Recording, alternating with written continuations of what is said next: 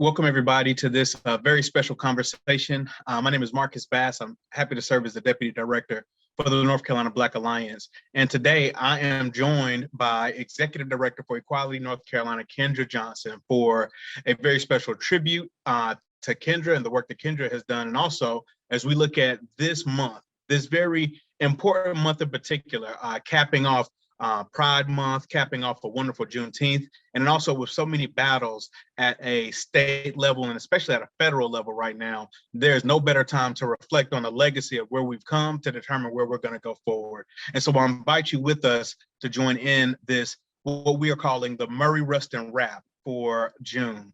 And in this conversation, we want to do several different things: pay honor and homage to those that have paved the way, shine light on the trailblazers that are helping anchor us in so many different intersections in this work, and then also at the same time reflect on the current events, in particular what is taking place at our nation's capital, and especially in the North Carolina General Assembly.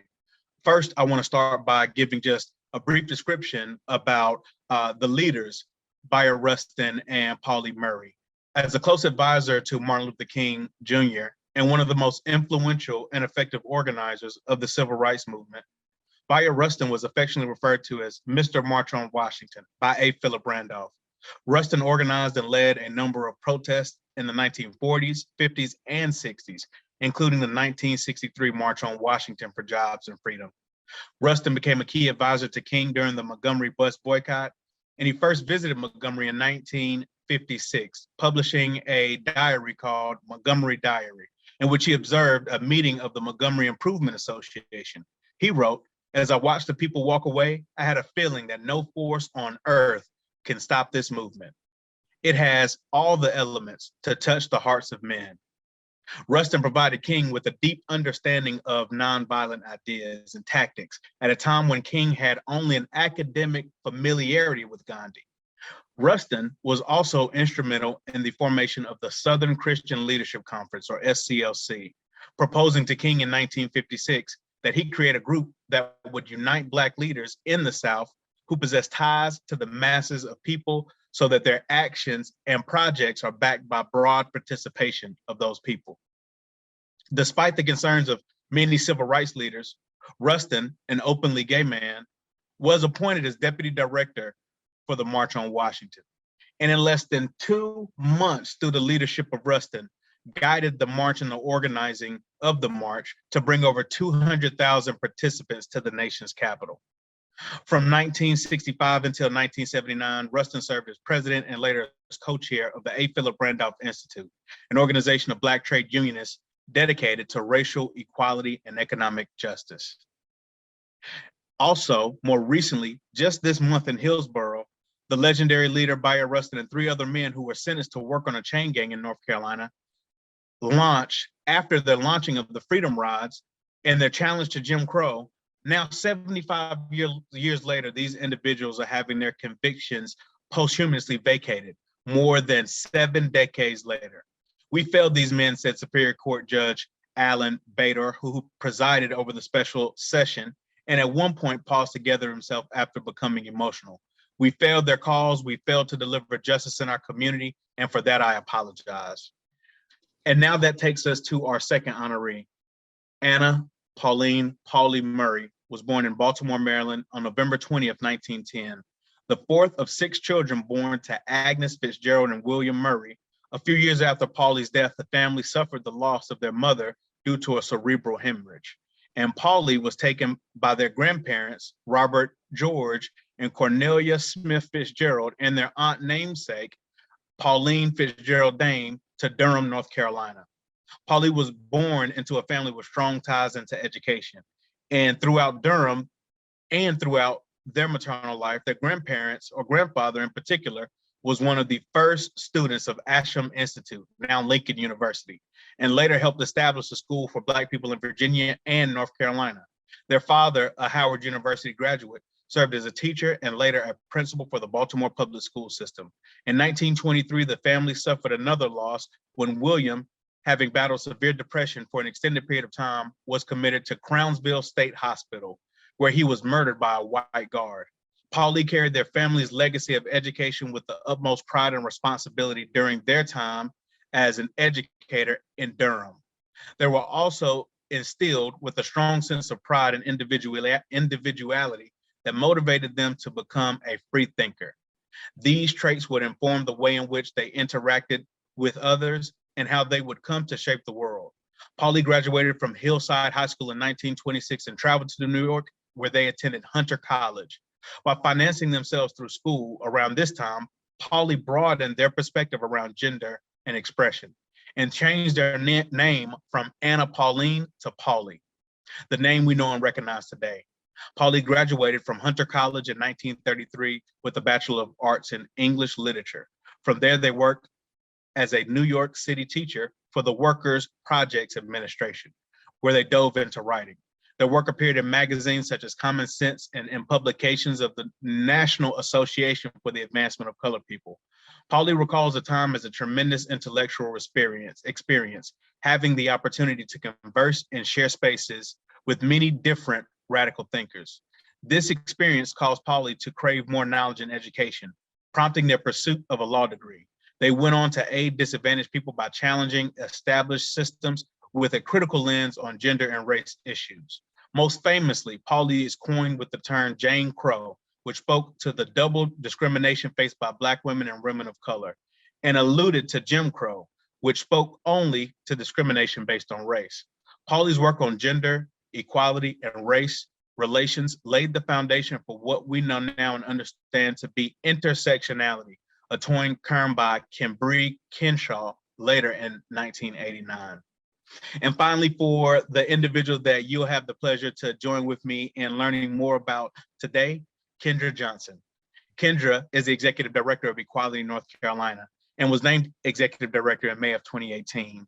Now, Equality North Carolina is the oldest statewide organization in the country dedicated to securing rights and protections for the LGBT community. She is a native of Little Rock, Arkansas, where she previously worked to advance fairness and equality for lesbian, gay, bisexual, and transgender people as the state director for the Human Rights Campaign. In her work to promote equality, Kendra has focused on building a better, more sustainable South that is strengthened by diversity, safe schools, inclusive institutions, and welcoming communities. Kendra has been a lifelong volunteer and activist, including founding the first lesbian bisexual support group at Spelman College in the 90s. Shouts out to Spelman University and HBCU.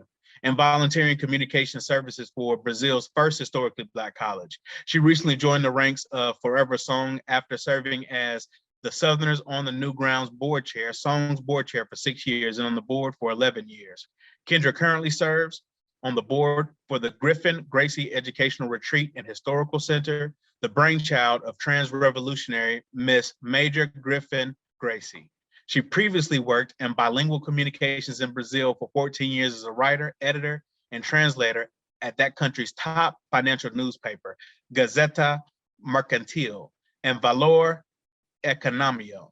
Kendra is a proud graduate of Spelman College and holds a master's in public administration from the University of Arkansas at Little Rock. Since returning to the nonprofit sector, Kendra has served as the interim executive director of Women's Project and the lead in-person assister guide at Better Community Development during the rollout of the Affordable Care Act. Kendra, all of your experiences have landed you right here in this conversation in the end of June, a very busy June. First of all, I want to welcome and thank you to the conversation. And just really want to begin talking about jumping right into the conversation about how you got engaged in this work and why it's so important to you. Yeah, thank you, Marcus. I'm always delighted to talk to you, who's a deep fellow in this work and has been clocking everything. I think my trajectory to getting into this work is really stemmed from being a volunteer. I'm a Catholic, and so I think one of the things, there's many problems with the Catholic Church, but one of the things that they get right is servant leadership and always trying to care for folks who have less privilege than you do. So doing good or just feeling like I was trying to do good in society is what got me started in this work. And I think going to Catholic schools, really being the only Black kid a lot of times in my class, when I got to Spelman, I was like, I need a safe space. So I think I went from volunteer to activism because I wanted to create a safe space in a place that should have been mine. But because of the biases that we constantly see that separate marginalized communities, I didn't feel safe there. And we needed to have a safe space to grow and to thrive. So that's what kicked me into activism. And, you know, in that process, I came out at the Women's Project, which was founded by Suzanne Farr, and that's where I got my political education. And she's also one of the founders of Song, which really, from the time that I was 18, was talking about the intersection. So that's brought me to wanting to be in this work of doing good for marginalized communities. That's an incredible story, and I appreciate you allowing us to peek in this moment, because I think even in reading the biography of Pauline Murray, I learned that Pauli, who had grew up in a very Black experience in Durham at the time, made the decision to attend a PWI to gain a perspective, and then went back to an HBCU. And so I just think that that's very interesting, that the HBCU roots and activism and engagement are very alive. And then in some cases, even though these spaces are nurturing or and try their best to nurture, there's still some spaces where we have to create more room and acceptance. I think in our work in the North Carolina Black Alliance, we're learning that our community has a history of understanding acceptance. And I think in your work in Equality North Carolina and our work in the Black Alliance, we've worked to partner around voter safety and protection. But I think that that's just the beginning. Talk a little bit about just the intersection. I think in some cases, I don't even want to refer to the LGBTQ community and the Black community as two separate communities, because in some ways that is a disservice to the experience that individuals have, or it may not be. But talk to us a little bit about this intersection in particular and why it's so important for us to be together in movement space. Yeah, I think first of all, because of who was leading the movement, not who started the movement, but the LGBTQ rights movement, but who was leading it, we've come to think of LGBTQ issues as white issues, because we saw things, a push for marriage equality, and we saw issues around restrooms. And not to say that those issues are not important, but the vast majority of folks actually want to have a job. They want to have a house. They want to have access to education, and they don't want to be treated badly in public places or in the systems that should serve them, right? And what we've seen over, decades really is that these movements have always been connected. So when we talk about intersections, you started out, right? You know that Bayard Rustin taught Dr. King nonviolent resistance, right? And when I was a history major. So for example, when I was studying at Spelman and I first learned about Bayard Rustin, I realized that he was in every single photo on the March on Washington, but I had never heard his name because he was an openly gay man. So you're right, we have intersections. Sometimes we put one of our identities out front first to work on that identity that unites us because one part is contentious, but the intersections are about bringing our whole self. So you mentioned it with Pauline Murray. She was a person who, or they, because she obviously was a person who was genderqueer, that was pivotal in the women's rights movement, was pivotal in in Christian spaces as one of the first ordained women in her tradition, and was also instrumental, gave the argument for Brown versus the Board of Education. And again, we didn't start talking about her sexual orientation or gender identity until, the last 10 or 15 years. So we've always been there. We've always seen the need to do the work. And in terms of the intersections, what the most important headline I can say about intersections is kind of that phrase of the enemy of my enemy is my friend.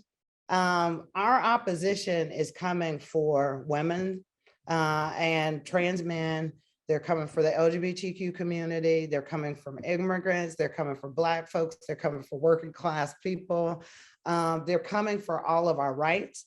So we need to be united in our struggle together and put aside what we perceive to be differences and focus on the commonalities, focus on those intersections of what we want, and realize that, for example, no one is just gay or lesbian, no one is just Black. They have multiple intersecting identities. And if we start to focus on what unites us, i.e. our common enemy, then we will be better served in our movements. And if we do it where we don't have to hide our identities and we can bring them all to the table, we have a better, stronger movement where people are more engaged. And we saw that even with the founders of the Black Lives Matter movement. 2 of those 3 women are queer. And for the first time, I saw people be able to bring all their identities to the table and us be united and it not be oppositional, because it is not the oppression Olympics. We're all under the foot of the same oppressor. There's a lot to unpack there, and I'm glad that you hit all of those points. One of the things that I think about in just the reflection of what you're providing for us, when we are pit against each other and we lose sight in the common enemy that has divided us, or the common threat that it has divided us, we lose a lot. Imagine what the civil rights movement would be like without an argument around that separate clause and separate versus equal that Pauline Murray was able to articulate just as a law student. And think about what it would look like not to have 2,000 people at the March on Washington. Right. When we look at the level of invisibility that a lot of our LGBTQ plus leaders have had to make historically in this movement, and even today in spaces where folks have had to been made invisible. I think about myself as a person living the Black experience, thankfully, in America, that I've had moments where I've had to make my own identity, question the visibility or invisibility of that.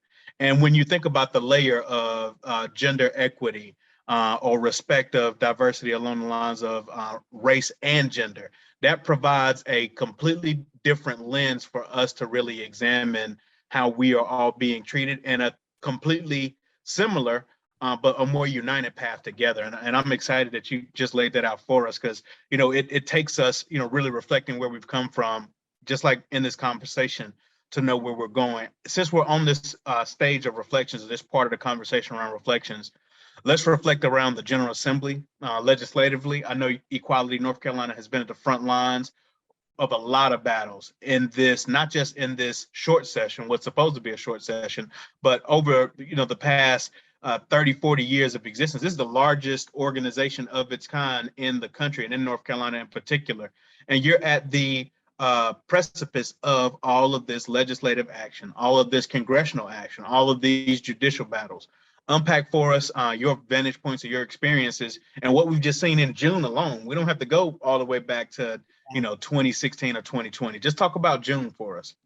Yeah, if I were to talk about June, what I have to say, I'll say what I said at the Roe v. Wade protest after it was overturned. They're coming for our very lives. What we've seen nationally is that there is a move to even tie social services to identity.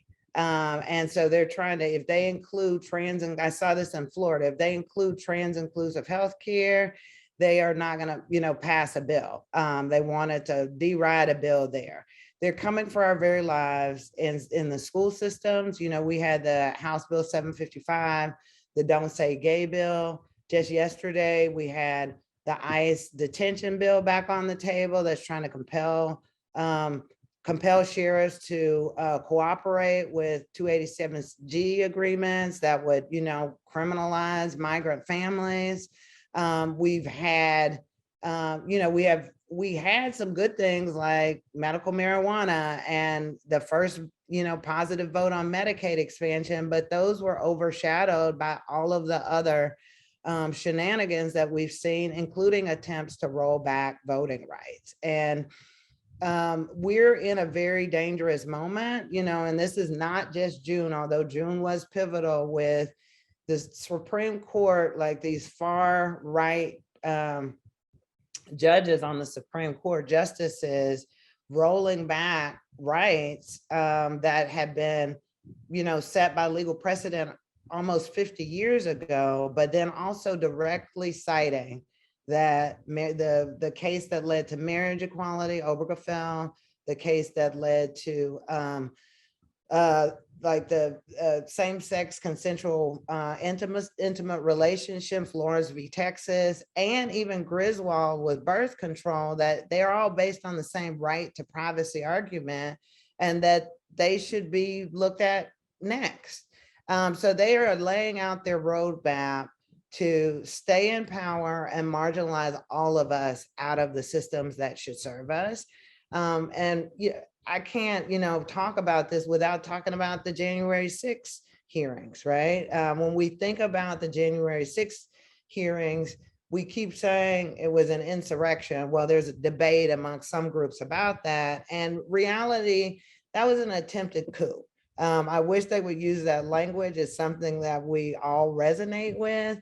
We are in a moment where our democracy is in shambles. They're trying to push us out of voting. They're trying to push us out of classrooms. They're trying to push us out of, they're trying to criminalize us if we march and protest. They're trying to go after Black, brown families or immigrant families. And they are trying to shut us out of healthcare systems. It's very dire right now.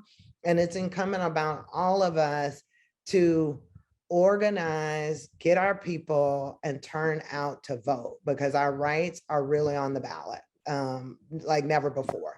We keep saying that, but it just keeps getting worse and worse.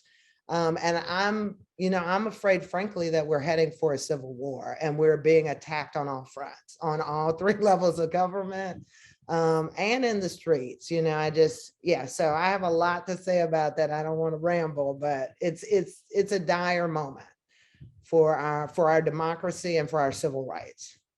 You're absolutely right, Kendra. And that leads me to a very important question, especially in this moment in the conversation, with so much that is happening right now, so much, back and forth on every single level.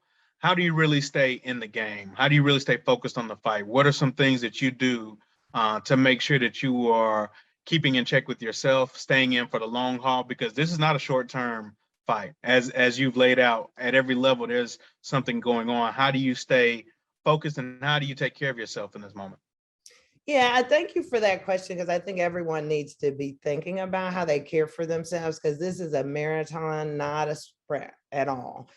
So I have always believed in work hard, play hard. So when I don't have to be on, I take time. And it was Friday. I'll just give a perfect example. Friday was devastating. Everyone knew it was coming, but when it hit, it was unbelievable. I got to the rally, and when I saw someone with a sign that said, I have fewer rights now than my mom, that just really hit me. I've been feeling this, but just seeing the words, I was overwhelmed, and I was heartened by the activists there. The next day I had out rally. So I was just going. I had a press conference and a rally. Then I had out rally the next day.